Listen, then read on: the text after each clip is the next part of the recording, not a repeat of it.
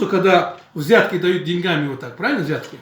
Коррупция, которая сам начинается из головы, когда мы законы нарушаем. Вот этого я требовал. Конечно, это ему, может быть, не понравилось. Конечно, это ассамблея, это общественная, там зарплаты нет, еще он бесплатно будет ходить работать, что ли? Ну, мы же, закон превыше всего. Когда его в ассамблее, конечно, назначили, выбрали в 2016 году, 6 мая, тогда этого закона не было. Вы понимаете? Закон вышел 30 мая в 2016 году.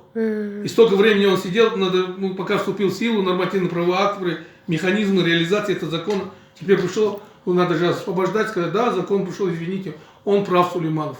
Ну не надо же так, я вот не получаю зарплату людей, это общественное. Да ради Бога, нельзя совмещать.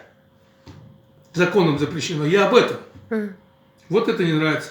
Или что ли музей, я правильно не знаю, это все, исторический, тоже факт налицо же. Где без тендера проявили все ремонты, закупку. А без тендера Кульматов построил школу, его посадили, и генподрядчик посадили. А здесь то же самое, никого не сажает, идет следствие. Ну, тоже многим не нравится это. Начинает. Вот теперь, и что Сулейманов двойной, это гражданин другого государства. Ну, если будем молчать, то хорошо, он не гражданин. Да. Вот Дамирбек Улы наш сидит, Динарбек Улы. Это же наш гражданин. Это наш гражданин Кыргызстана. За него надо бороться. Вот Тухон Болбек сам он завтра будет бороться за него тоже, он как обусмен. И как он сегодня может так говорить? Что, мы его бросим, что ли, он гражданин Казахстана? Он раньше выступал за Казахстан, и это все, это временно было. А фактически у него же, он родился, и это здесь получил кыргызский паспорт, гражданство, правильно?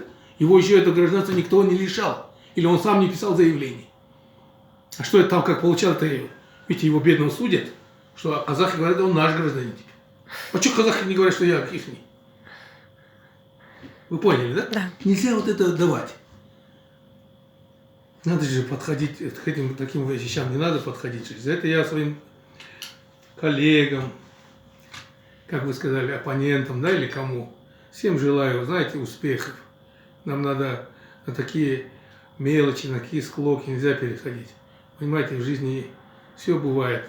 Надо нам, если где-то, конечно, он взрослый, старый человек, старше меня, да, уважаемый человек. Я как к личности, лично к нему ничего не имею плохого, да? Ну, я хочу сказать, мы должны работать все. Знаете, вот мы уже до того уже опустились, чтобы лишь бы что-то за что-то цепляться, да?